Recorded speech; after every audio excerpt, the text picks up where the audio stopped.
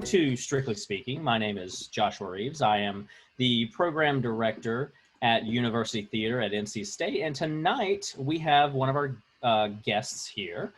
This is HILARY HART, an executive director at Theater Under the Stars in Houston.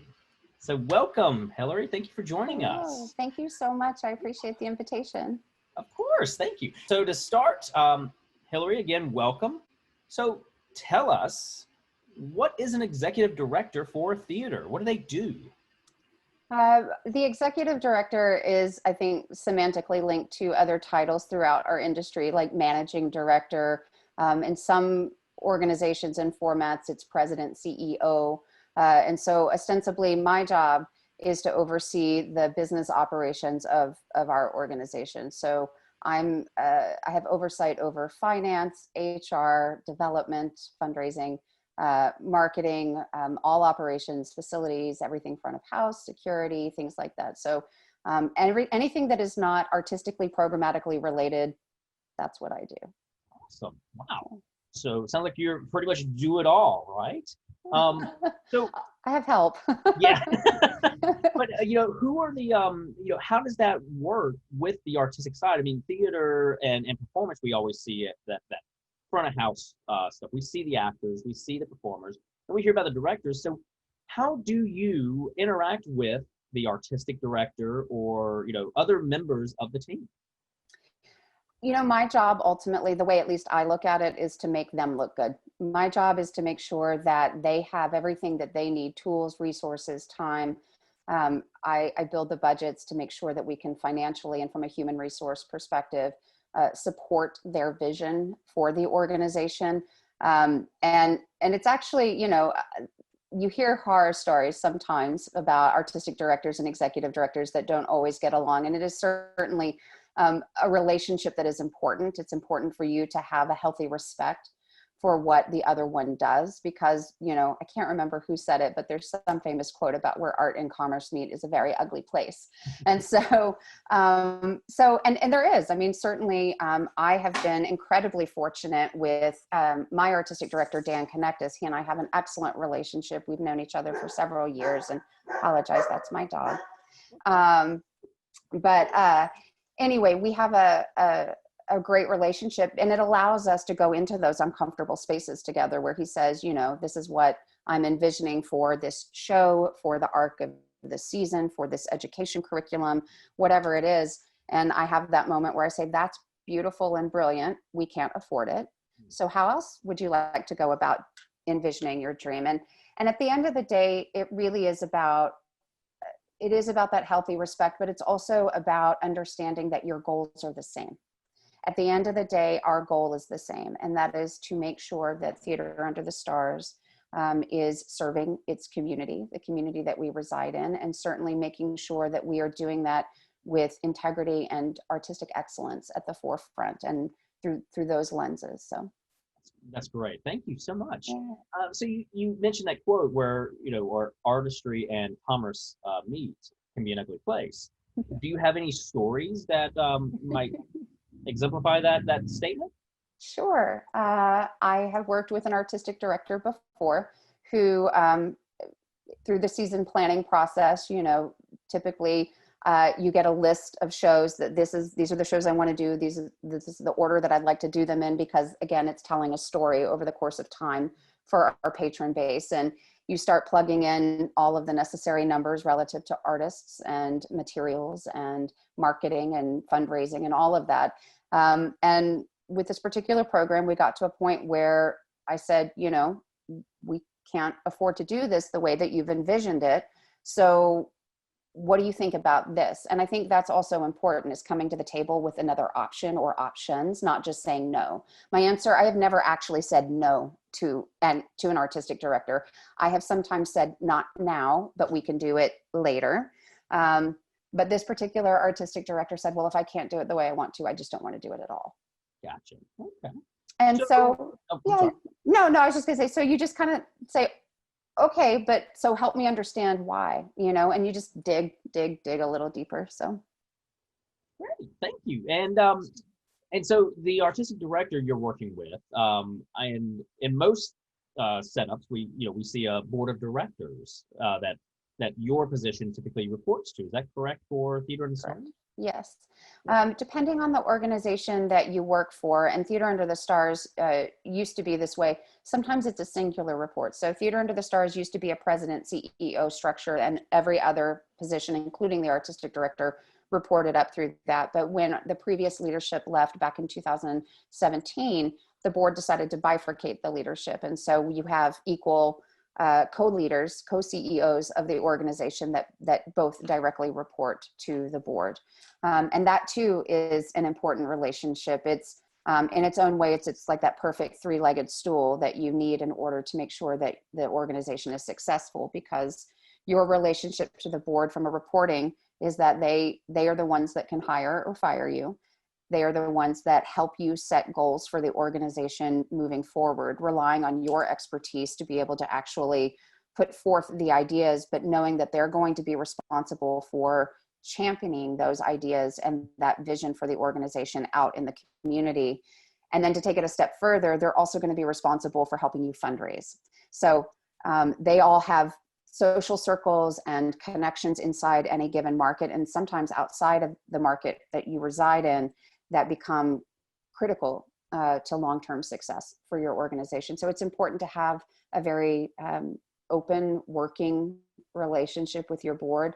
It's also important, I would say, with your board to be able to set boundaries with them. Some organizations have, either because of size or just how they have evolved over time, they have boards that like to dip into the management sphere. And so you can start to butt heads because suddenly they start calling your director of marketing directly, asking or trying to give them direction. And that gets very, very confusing, not only for the organization as a whole, but certainly for the person that's caught in the middle of it. So being able to set, again, healthy relationship, transparency always, regular, consistent, clear communication is absolutely critical. And also setting up a realistic and achievable expectations. I think a lot of times boards and organizations as a whole, they get very excited when they start thinking about things that would like growth, and so a lot of them ask themselves the question, can we do this, as opposed to should we do this? And so it's my job as these ideas percolate up to the top to say, can we? Technically, yeah. Should we? I don't know. Maybe. Let's talk about it some more. So. And guys, I just want to remind you, Q&A is open, so please throw out any questions that you have. So speaking of the board a bit more, and you mentioned that the leadership changed at Theater Under the Stars. You've been at a handful of major theaters around the country.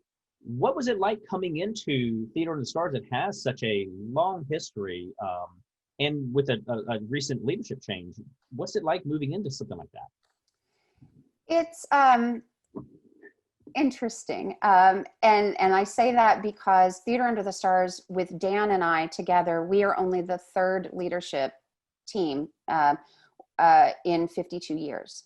So we had a founder, Frank Young, who started the organization back in 1968, and he was with the company until, late 90s, early 2000s. And then there was a shift to someone that Frank had brought in as not really a partner, but a producing partner, who then was groomed to take over and then was at the helm of the organization for many years. And then Dan and I came in, and so we're the first bifurcated. And so Theater Under the Stars specifically suffered from a little bit of founder syndrome. There was a lot of tradition built inside the organization. And so what Dan and I did together was start looking at what are those things that are truly the legacy of Theater Under the Stars? What are those things that have been done over time to create not only the brand identity inside the market, but also the foundation of who we are as an institution and what our mission is. And are we effectively 52 years, well, at the time, 49 years later, like, are we effectively delivering on our mission, vision, and values in comparison to the tools and resources that we have to use? And so that caused us to do a whole strategic plan and really dig in. We made some minor modifications to our mission statement in order to be the theater for the future that we want it to be. But it's great. Actually, there's so much to say about the benefit of having an institute, or being given the opportunity to lead an institution that has that kind of history and has that kind of cachet inside a city that you're, again, you know, your purpose is a community service organization as a 501c3. So to be able to know that, to be able to walk into places and people say, oh, Tuts, yeah, I used to go to da da da 20 years ago. My wife and I, our first date was there, or whatever. There's really something quite wonderful about being able to rely on that and still have that be kind of a solid foundation that you can then launch out and do new things. Awesome. And Lydia has asked us, so you talked a bit about how you moved into Theater Under the Stars, but how did you start in this profession overall? What got you your start? Sure. Hi, Lydia. So great question. I'll try to give you the Reader's Digest version of my path. When I was about 11 or 12 years old, my mom, I grew up in a single parent household. And so my mom saved up for a couple of years because I started showing an interest in theater. And so she saved up for a couple of years and she took me to New York for the first time. And we went over Thanksgiving. So we were there for a week. So I got to see the Macy's parade, and I got to see a different Broadway show almost, not every night we were there, but almost every night. And one night I was sitting, it was the one show that we didn't have seats together. And so being awesome mom, she gave me the better seat closer to the thing. And it was the show Starlight Express. And so for those of you who don't know that show, it is a show about trains that happens entirely on roller skates. It is a workman's comp nightmare of a show, and an insurance liability nightmare of a show. But there are ramps that are coming from, 20, 30 feet above you and behind you. And so people are literally 60 miles an hour on roller skates whizzing past your head. And I was sitting there, and there was this man next to me that I didn't know. And I don't remember what happened on stage, but something happened, and he and I both in the same moment went, and started to grab for each other. And then there was this moment where we didn't touch, and we kind of looked at each other, and there was 11-year-old Hillary nervous giggle. I don't know you, you're a stranger. And that was weird. But I realized in that moment, though I didn't have the vocabulary at the time to express it, that it wasn't just about the story that was happening on stage. And it wasn't even just about how I was reacting to the story that was happening on stage. There was suddenly this awareness that I was surrounded by 1,200 strangers. And for that moment, we were having this experience together that I now call it community building, 2 hours at a time, but there was this moment where I just thought, my God, I don't know. So the lights come up, my mom comes down. She's like, well, what did you think? And I said, I don't know what this is, but I'm doing it. And she said, acting? And I said, I don't know, maybe, but whatever this is, I'm doing it.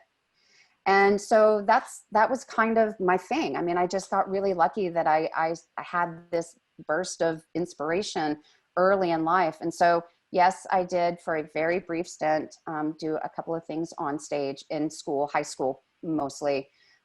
Was fortunate enough to actually watch a video of myself doing those things, realized how awful I was, and then decided that I would move into production. So I became a production stage manager, production manager. I went to North Carolina School of the Arts in Winston-Salem, to the School of Design and Production. I graduated, and prior to my graduation, we at the school, as you may at your school have guest artists that come in and work with students and that kind of thing. So we had a professional guest director come in and work with me on a particular project that I was stage managing. And as he was leaving, he said, do you want a job? And I said, sure, when I graduate, which will be in a few months, I'll send you my stuff. And he goes, no, I need you next week. So I marched into the dean's office and I said, listen, this has happened and I don't know what to do. And at the time, John Sneeden, he looked at me and he said, are you done with your general studies? I said, oh yeah, I finished that sophomore year. And he was like, he said, it's stupid for you to spend all of this time and all of this money to decline a position, what you're being trained to do. And he said, we'll call it a professional internship. You go away, come back in May, walk the stage, and we'll call it done. So I got a job as a PSM in Connecticut.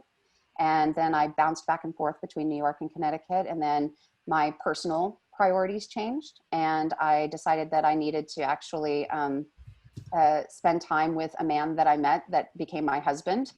And so I started my move into administration, moved to Dallas, went to work for Dallas Theater Center, and then I've just slowly worked my way up from being a company manager at Dallas Theater Center to a general manager there, and then to managing director, went to be a general manager at the Guthrie, and then executive director here.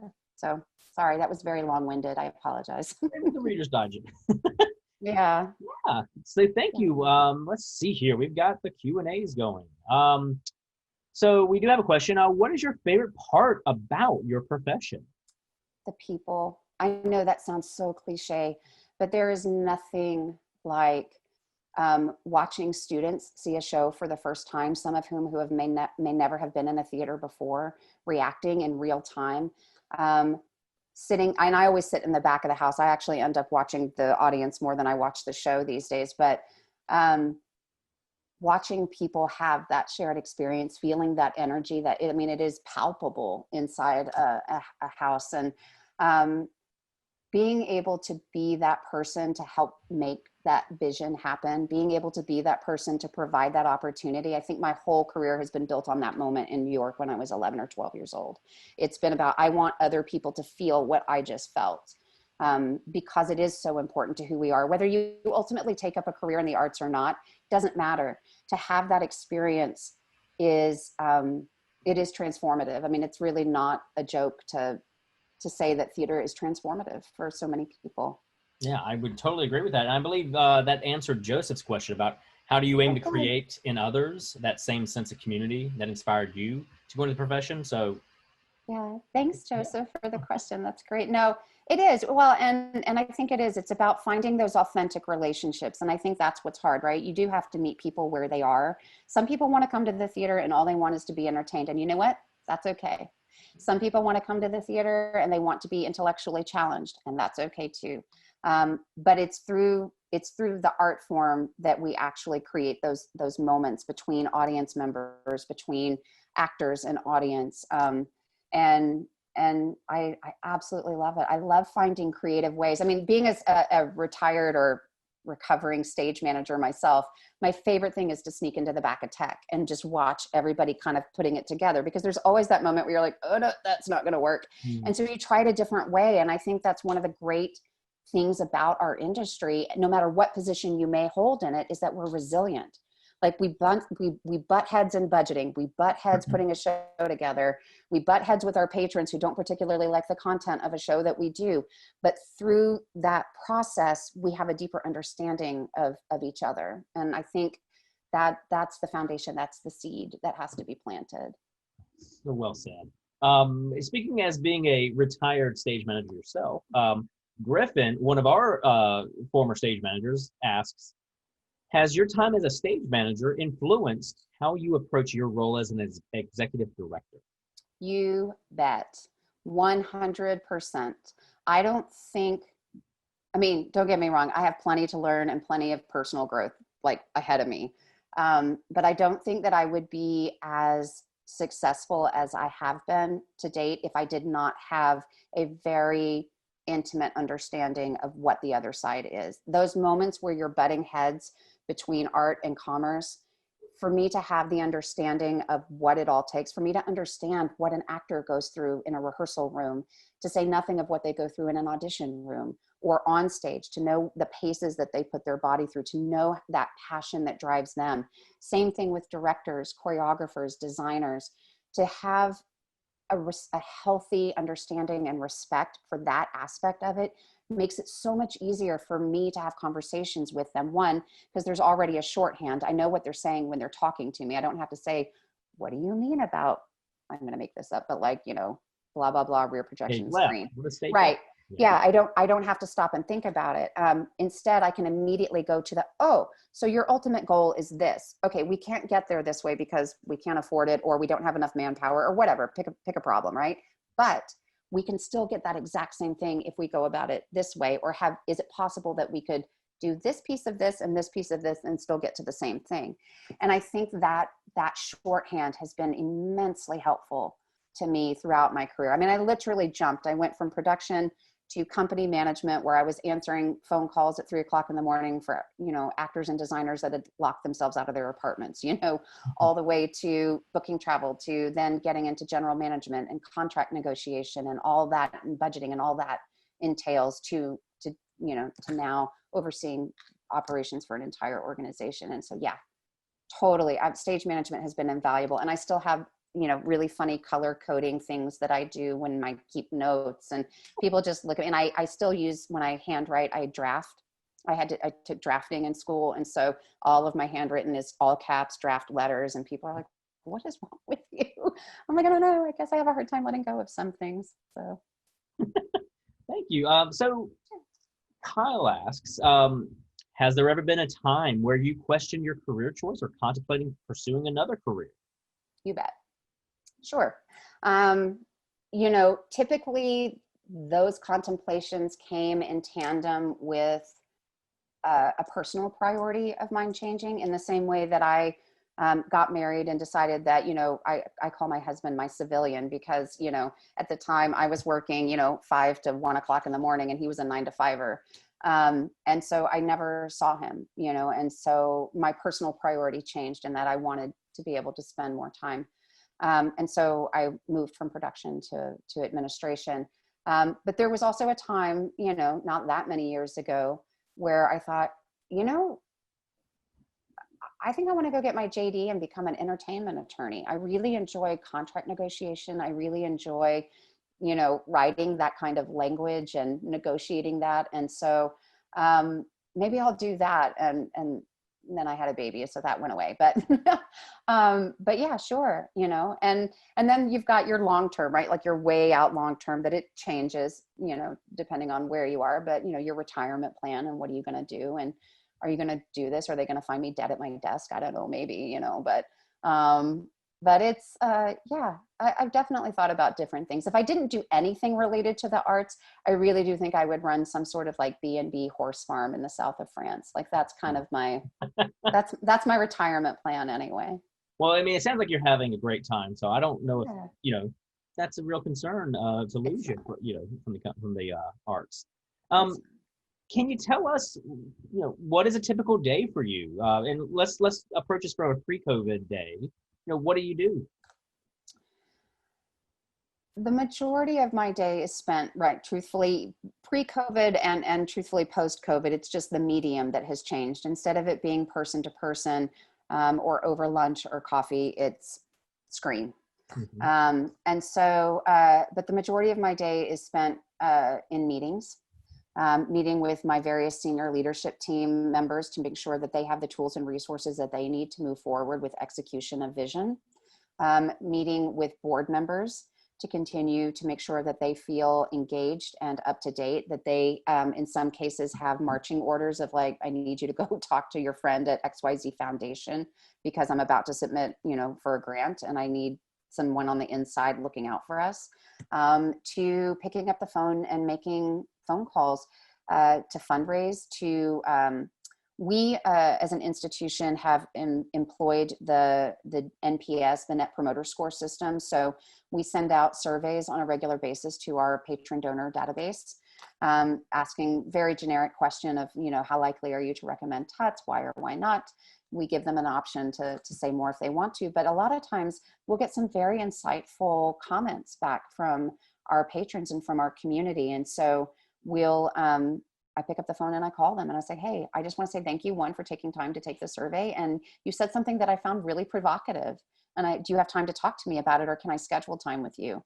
And then some of the other times is a lot about just ambassadorship, being a face to the organization, talking to, Greater Houston Chamber of Commerce, talking to Rotary clubs, talking to just about any junior leagues, just about anybody that will let me take 30 minutes of their time to promote the brand of TUTS, the mission of TUTS, and overall the importance of arts and culture in any thriving city. So you have you've worked at many companies across the country, Flat Rock Playhouse right here in North Carolina, mm-hmm. as well as the famous Guthrie Theater in Minneapolis, and now at Houston. Of these three major companies, do you find them very different, or do you find them very similar? And Can you speak to the differences or similarities? Sure. It's interesting. I think that overall the challenges that face our industry are universal. Certainly as you go from institution to institution, the vision might be slightly different, or the focus of what is most important. As an example, you know, the question could be, is Theater Under the Stars a professional theater that happens to run 2 year-round schools? Or is Theater Under the Stars an educational theater that happens to produce musicals? So the focus or the specificity of where you're allocating your resources may change slightly from institution to institution, but I find that generally speaking, budget size doesn't matter. You know, people talk all the time about, you know, Flat Rock, for instance, when I was there, was about a $4 million organization. And the Guthrie, when I was there, was a $28 million organization. And people are like, oh, you know, when you're in a smaller organization, it's always easy to say, if we only had more money, we could ... And the truth is, the challenges are the same. The challenges that I had at Flat Rock were almost identical to the challenges I had at the Guthrie. It's just a matter of a decimal point placement. It really is. The challenges that we have are, right now in the world of COVID, quite mammoth. But even pre-COVID, you know, philanthropic support has shifted over the last couple of decades relative to people's interest in funding things, moving from arts and education in the late 80s, early 90s into social justice, into green space, into now pendulum swinging back to social justice, to health and human services. So, and you have to know where arts and culture fit into that. I was having this conversation earlier today with a foundation. I said, you know, one of the classic examples I like to give is 10 years or more ago, probably more, I was having a conversation with someone and we were talking about philanthropy and how it was moving towards social justice and green space and what do we do as artists? And I said, let's stop a minute. Why do you think that we don't have a voice in that conversation? Why do you think? And I said, let's just take one example, Tectonic Theater Company did the Laramie Project that led to Matthew Shepard federal legislation against hate crimes. And I said, we're connected. And I think that's, we as an industry have done ourselves a great disservice starting a long time ago. And it's not anybody's fault, you know, it's just what happened. By not actually honing in on the real key metrics of success. Instead, we glommed on to social service metrics like how many butts and seats and students are we serving, instead of really finding a way to measure the intrinsic value of what we bring and how we do facilitate the bigger conversation. Art and innovation has always gone together. And so,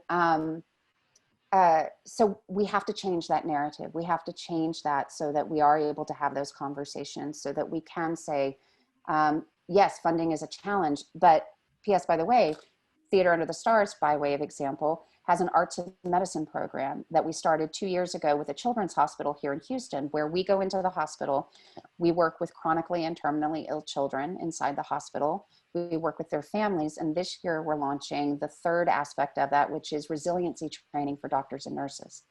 So there's data, you know, there's an entire cohort of doctors over in the UK right now that instead of prescribing prescription drugs for their patients for depression or whatever, they're prescribing art therapy and it's working. So you have to know, I think, you know, how what you do fits in, no matter what you do, doesn't even matter, how what you do fits into the greater conversation of your community and of our society as a whole in order to navigate those challenges. Great. And guys, remember the questions are open, so keep them coming. So we see that you guys down at Theater Under the Stars has postponed your season until spring of 21. What have you guys been up to? I mean, you spoke a bit about how you keep meetings and such, but what about the entire organization? What are you guys up to? So we have 2 year-round schools. We have the Humphrey School of Musical Theater, which is a conservatory style training.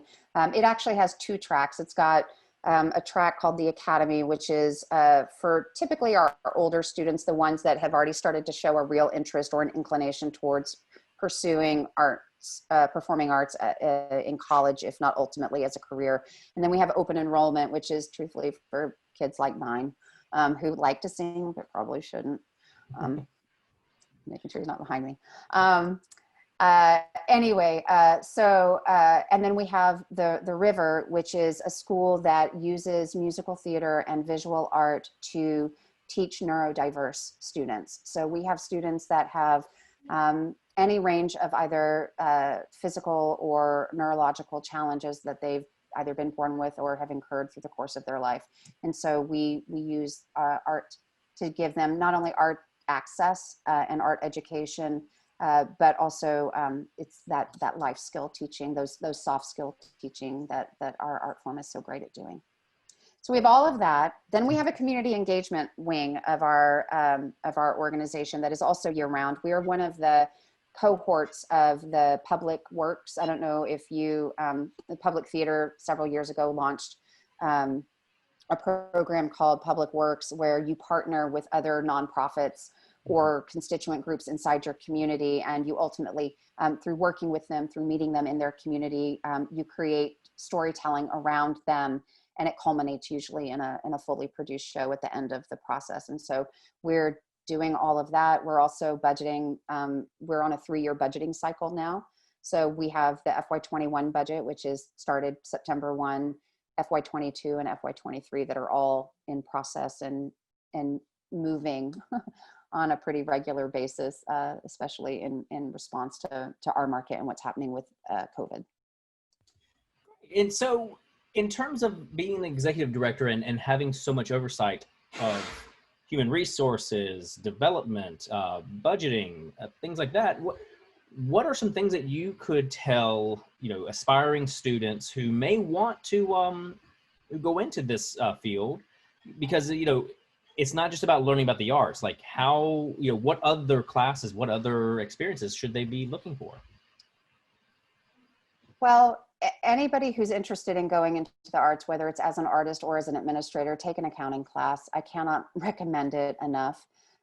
Take some board governance classes if you can, or just find some resources. There are so many free resources online now in terms of outlining board governance. Certainly, if you are administratively inclined and have not taken a lot of the other side of the balance sheet, so to speak, with exposing yourself to the art itself, take a fundamental stitching class. We at School of the Arts, we call it, scene design for the non-motivated, but really, like, take scenic design, take drafting, take costume design, take stitching, take lighting design, take sound design, do all of that. Find every opportunity that you can. And if there isn't a class either in person, online, a book you can read, whatever, find people. There are, it's really cliche, but it's true. Our world, the longer you're in it, gets smaller and smaller and smaller. And you will always be 6 degrees of separation away from somebody that has the answer to the question you have. Easy. Usually it's less. So to find someone, take the initiative to say, and certainly you're more than welcome to share my contact information with everybody on here. I am happy anytime anybody has a question. If you want to shoot me an email, leave me a voicemail, whatever, please feel free to do that, because if I don't know the answer, I'll put you in touch with somebody who does. But find somebody, if you really have a passion for something, or you really have an interest in something, don't let anything get in your way of being successful, not even yourself. Don't think, oh, well, I don't know enough. Because I will tell you right now, at my age, 25 years plus into my career, there are still mornings where I stand there brushing my teeth going, am I adult enough to be doing this? I don't know. People seem to think I am. So just find the answer. Don't sit back. It won't come to you. You have to go to it. Well, Joseph asks, as you're sitting there brushing your teeth, what motivates you to get through an especially rough or slow day? Hi, Joseph. It's reminding myself of why I do what I do. It's going back and right now in the world of COVID, it's about sneaking into some of our online classes. I'll watch our students online, just remotely watch them have their own aha moments. Sometimes it's about going back and watching recorded videos of the shows that we've done in the past and listening to the audience and watching them again. Sometimes it's about having just a really great conversation with a colleague, because we're all struggling right now. We're all in a bit of a quagmire relative to this ever extending event horizon or timeline for which we're going to be able to come back and do what we do best. And so being able to sit and find those creative ways to modify, if not for the short term, even in the long term, our business model, so that we can continue to stay out in front of people. Having a really great conversation with a staff member who is either personally struggling or professionally struggling, or just has something really exciting to say, you know, like, oh my God, did you know we got this amazing grant yesterday? Or, you know, the press release actually went off really well. We're getting a lot of love from our community right now. It's reminding yourself. And then also, not work related, it's about finding your boundaries. I think one of the hardest things that I've had or encountered is I'm a self-admitted workaholic, and anybody you talk to in my household or outside of my household will tell you I'm just a workhorse. And so I usually have about an hour commute to get to work both ways. And so that hour is I leave the house, I'm driving, I'm centering myself for the day, making sure I'm got everything ready, right? And then the drive home is my decompression time, right? So that when I hit the door, I'm there for my son, I'm there for my husband. I actually live in a multi-generational home. So my father lives with us now. So I'm there, right? I'm present for them. And now my commute is about 2.5 seconds. And what's really hard is setting that boundary and saying, no, Hilary, you're going to close and you're going to stop working and you're going to go have dinner with your family. And then you're going to get on the treadmill or whatever, right? Or go for a swim, or just go sit outside for 20 or 30 minutes. And just, so you have to, especially right now when things are so hard, and depending on what day you wake up and what the news is saying and how bad are your numbers or whatever, right? You have to take time for self-care. It sounds indulgent and antithetical to the theater Marines that we like to be, right? But you have to. You really, really have to, because otherwise you're exhausted all the time and you're not doing your best work. It's impossible.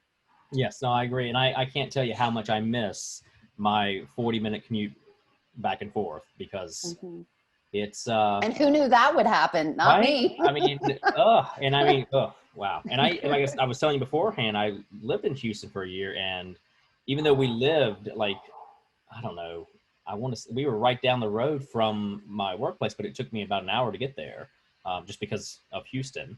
So no, I totally get that. And Griffin's now asking, what is a typical approach to setting a budget, and how is it decided to split resources? Do designers and performance, does design and performance get a set amount each year, or are numbers negotiated before the season?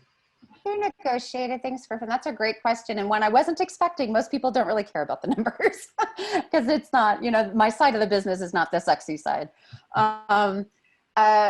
It's not a set amount. Again, I think it goes back to, you know, like if I think about the budget for Theater Under the Stars that was approved last October, there was a healthy division. You know, naturally producing shows is much more expensive than keeping the two schools running, just by sheer virtue of all of the upfront production costs and all of that, those sunk costs, and finite inventory. So what we do is we have kind of a pro forma that's built out that is, you know, based on a 5-year historic average, both in terms of revenue and expenses.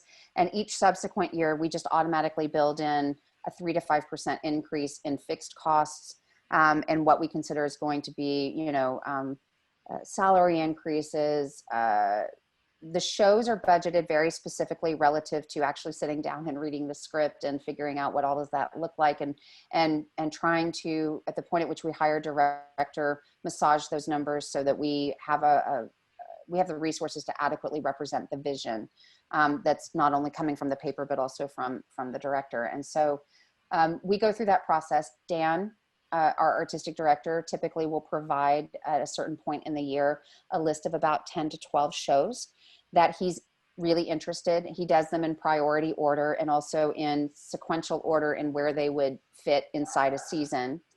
And then we start putting numbers to them and we smush them all together. And we as a team have a meeting and say, wow, that's a $2.3 million deficit. So what do we want to change? You know, what do we want to change? And so then we have those conversations. And sometimes it means moving a show from one slot to another, and it's that simple. Sometimes it means picking a completely different show altogether. But there has, with COVID and what has happened and our inability to produce on the main stage, what has happened, which I'm super happy about, is that we are able to actually refocus our remaining resources to our schools and to our community engagement program. So we really took a lot of time in order to keep our staff intact. You know, a lot of the big question is, well, what are your production people doing if you're not, you know, your full-time production people doing if they're not doing shows? Some of them are now teaching classes for us. They're teaching technical theater classes for us that we didn't have the opportunity to do before because we didn't have a teacher for it. So it's finding those creative ways to keep your people whole, and also to actually make your program better. So no set pro forma. It really is about your institutional priorities, and typically you as an executive director with your artistic director, and at a certain point, especially if you're thinking about radically changing the mission of the organization, your board, you sit down and you have those conversations about where do we want to allocate our resources and how, and is this a priority for us anymore? I'd like to answered your question. I think you did. And Griffin, you know, ask again if there's something else. Yeah. But I would like to do a follow-up question to that. Sure. So as you were looking at these scripts and you say really tailoring the budget to those specific stories, are you approaching it not having I assume the director's not on board at this point, but like how do you imagine what that director's vision will be, and thus what the resources they may need? We tend to, sometimes we do. I mean, usually Dan is actually pretty good about, as he's thinking about what shows he wants to do, he's also thinking about who he wants to direct them, you know, who gets to tell those stories. And so sometimes there's an early conversation that happens before a contract is actually issued or executed, where we already know, you know, what Taby Magar is going to say. Like, because we've worked with her, we also have had these, you know, when he has the conversation of like, would you be interested to come work with us on this production? Through the course of that conversation, he gets a sense of what her vision would be and her level of excitement. And so we tend to set what I would guess, I mean, I guess it's fair to say it's a pro forma to a certain extent, but it's large enough that, you know, Taby could come in and say, I don't want all of this scenery. I want 3 projection screens and whatever, and suddenly that money moves over, and then it also affects our lighting budget, and so you start moving money around inside the budget as opposed to increasing or even necessarily decreasing the budget. And I assume you do that across the season as well as shows. Yeah, show by show. And then it's always important to budget a contingency. I'm just going to say that if your budget does not have a contingency line, ideally it's 3 to 5% of your total operating budget, which is a lot, but no less than about $250,000. You're always going to have something, whether it's a piece of furniture.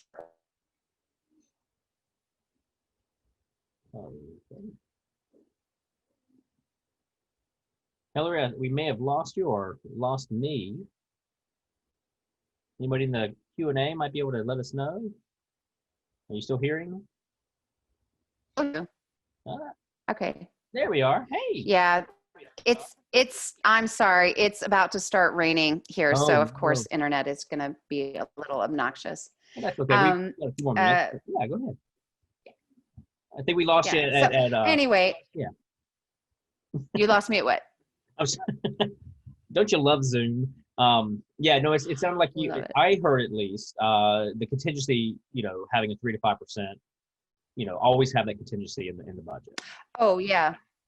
Oh, new work. Having, you know, sometimes in the middle of a season, Dan will have the opportunity to engage with a new artist, a new playwright or something, and we want to do a reading or a workshop. And so that money is built into the budget from the get-go. You have the ability to do it instead of saying, oh, I'm sorry, we can't do that. And then you lose an opportunity. Gotcha. And, you know, hearing you speak about how you've been reassessing and really honing in into what's important for the company now that we're in a different era and producing is not happening. What do you see Theater Under the Stars or the industry as a whole going towards once we're hopefully back or going forward to a new normal? Is that too much for you? Is that can you hear me? So I froze or you froze. Oh, no. Here's what I'm gonna, let me do this. I'm gonna stop my video because that sometimes at least helps the audio for a minute. Okay, and then I'm gonna ask you, I'm so very sorry, would you mind repeating the question? So the question, knowing that Theater Under the Stars is looking at, shifting production to teachers or really, honing in on the things that are important and really strike towards a mission. Do you see in a post-COVID world that Theater Under the Stars may change, or the industry as a whole? Where do you see it going? You bet. I mean, I think what we're discovering is that we've been behind the curve in adapting to the use of certain technologies. There is nothing, though, I mean, and this is my personal professional opinion, it is not shared by everyone. I don't think that there is any substitute for the in-person experience, whether it's a class or seeing a performance. It's been great for us to be able to put stuff out on a digital platform that's either pre-recorded or we're broadcasting something live, like we did the Chris Jackson concert a few weeks ago. But at the end of the day, again, our mission is to build community through shared experience. And as much as I love television and film, as many subscriptions as I have to all the things online, there is absolutely no substitute. And we don't actually fulfill, I think, our mission by converting entirely to some sort of digital or screen platform. That being said, I think the organizations that are going to survive this, and in some cases I hope thrive, are the ones that are actually taking this downtime, so to speak, to really reimagine and peel back the layers of the onion of their organization to figure out how can they create a value proposition for their community that they've never been able to do before. Because right now we're all relying on our communities. We're all relying on them to continue to buy subscriptions, even though the season is starting later, to make donations to our emergency funding, to be there when we do come back, so that our artists have something to and a group of people to perform for. So yeah, I do see it changing, and I think it's going to be for the better. I really do. But I do think it's going to be about being conscientious about those decisions and what you do moving forward. Awesome. And we got a couple of anonymous attendees asking some questions. Hello, anonymous. Yes. How do you account for diversity in your programming? Who you bring in to direct and I assume perform, design, things like that? Sure. Theater Under the Stars, at least, and I can only speak for my time having been there with Dan, so 2017 basically till now. We have been very intentional about making sure that we are creating a culture of equity, diversity, and inclusion inside our organization. And what's interesting and a little challenging about specifically us, because all we do are musicals, that's it, is that the majority of the classic musical theater canon is written by old white men. And so then you have to start looking at it through the lens of, well, okay, fine, but who gets to tell those stories? Who should be directing the vision of South Pacific? Who should be directing the vision of Spring Awakening? Who should be directing the vision of Sister Act? Who should be directing the vision of even Little Mermaid, And how can we make sure that we are making sure that all of the voices, Houston is the most diverse city in the nation. We're not necessarily, if I'm just being brutally honest, the most inclusive city. We're learning, but we certainly are the most diverse, being an international port city. And so we have a responsibility as an arts organization and as a conscientious member of our ecosystem to ensure that our organization from top to bottom reflects the community that we serve. And so, we've done everything when we first got there, from pay equity studies to creating proactive plans to ensure that all of our staff members are compensated fairly, not only by position inside our organization, but also inside our market and then nationally, so that we're competitive and also equitable. We ensure that we have a diverse cast in all of our shows. I cannot think of a show other than we did get this very interesting question from a patron about why we couldn't have a more diverse cast in The Wiz when we did that one last year. And I thought, you know what the show is about, right? You know the history of the show. It's not, no, we couldn't. It needed to be a cast of African-American and people of color. So anyway, but yeah, we're very conscientious. Dan is very conscientious, and it's everything from who's telling the story, how does that, and is there something insightful in choosing someone specific to tell a very specific story, to our design teams, making sure that there's an equal representation of people of color, men and women, and that's across, you know, the entire season. And then of course people on stage, but it also filters into our staff. I mean, we have what I would consider to be a pretty diverse staff, both at the senior leadership level and throughout the organization. And the big focus right now for us is our board. You know, it is no surprise that we are not unlike many of our peers across the country, where the majority of our board is people that are not of color. Thank you. And another anonymous attendee asking, have you had any experience with touring productions? Yes. So I have a little bit of history with touring just myself as a production stage manager and production manager. I worked with Alvin Ailey. I was their PSM PM for the second company back in early 2000s. And so I have that side of the experience, but TETS is actually a hybrid organization. We both self-produce and present. So for instance, our first show of the FY21 season is the Broadway tour of Come From Away. And then our next show will be a self-produced show, Rock of Ages. And then the next show after that is the post-Broadway tour of 1776, which was supposed to be a pre-Broadway tour, but we'll take it anyway. And then the next show after that is a self-production of Sister Act. So yes, lots of experience negotiating those contracts, certainly lots of experience doing the prep on the front end and the receiving and the reconciliation and all of that. Yeah. We have about a little less than 5 minutes left. Oh my gosh. Yes, it's going by. Joseph asks, what has your experience in Houston been like? Surprisingly great. So I'm native Texan, not native Houstonian. I'm told they'll forgive me eventually. But it's actually really great. I mean, I never thought I would move truthfully back to Texas, period. It just never occurred to me that I would ever come back to Texas. Not that I don't love the state, I do, but it's been great. Houston is incredibly eclectic. I mean, again, I go back to that. It is an incredibly diverse city, and to have at your fingertips an amazing consortium of artists from visual to performing across our city, all different, you know, sizes of organizations, individual artists. We have some of the most amazing graffiti artists in this city. It's really great.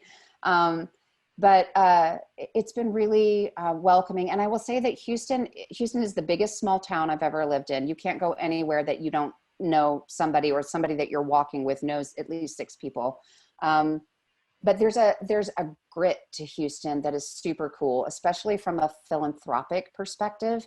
A lot of people give money because they want their names on the outside of buildings. You know, how long is my name going to be on the outside of the building? Whereas in Houston, if you go to them with a solid business plan and a budget, they just want to know what the legacy is going to be. What is the bigger impact that my gift is going to have? And that is something very unique that I've experienced in Houston that I just love. And then we got great food. I miss the food so much. Oh, yes. Food. There's a place I used to stop for breakfast tacos almost every other day, and anyways, so finally we're gonna end with Lydia had it sounds like she may have stepped out for a second but missed the community outreach part of TETS's program. Could you just quickly re-hit on that? We talked about the school side and the community outreach. Sure, yeah, happy to do that. So yes, we do have community engagement program. We have a dedicated director of community engagement. I'm going to stop my video again because I'm freezing. We have a dedicated director of community engagement. He's amazing. And so we have, I think 5 signature, I may be counting wrong, but we have signature programs. One is we are the administrator for the Tommy Tune Awards, which feeds up to the Jimmys in New York. We have Public Works Houston, which is our largest community service driven program where we partner with other nonprofits. And then we have, we provide the musical theater instruction for students at the Kinder High School for the Performing and Visual Arts. Yeah, we have a very robust community engagement. We have a lot of online content right now as well. So we have podcasts, webcasts. You can find them all on our Facebook page or on our website. And we're working on a couple of other things that we're just not quite ready to talk about yet. Oh, ooh, no inside information, huh? Dan will kill me. Okay. He will absolutely find me and hurt me. Yes. Let's not do that. So yeah, so everyone, that's it for tonight. I am going to place in the chat the website, the homepage for Theater Under the Stars. So do check out what they're doing. And again, Hilary, thank you so much for joining us tonight. Thank you all for joining us. Hilary has just put her email address out there. I assume that's for questions. Anytime. Seriously, like I found the relationships and the people that I met throughout my time to be invaluable. And I had so many questions. So any question you have at any time, please don't ever hesitate to just shoot me an email. I'm happy to schedule some time to talk, or I'll just respond to email if that's your preferred method of communication. And guys, as we've said throughout all of these webinars, the world of theater is such a small world. So yeah, you know, take her up on it, email her, ask her questions, because she'll know somebody that you will know, I promise. Again, thank you so much for coming out to us, Hilary, and thank you all for joining us. And as always, you know, we are working here, and please, you know, consider supporting, you know, us and helping us continue the great works that that we do to bring these artists in to talk. Thanks again, Hilary. Have a great night. Thank you so much. Bye, everyone.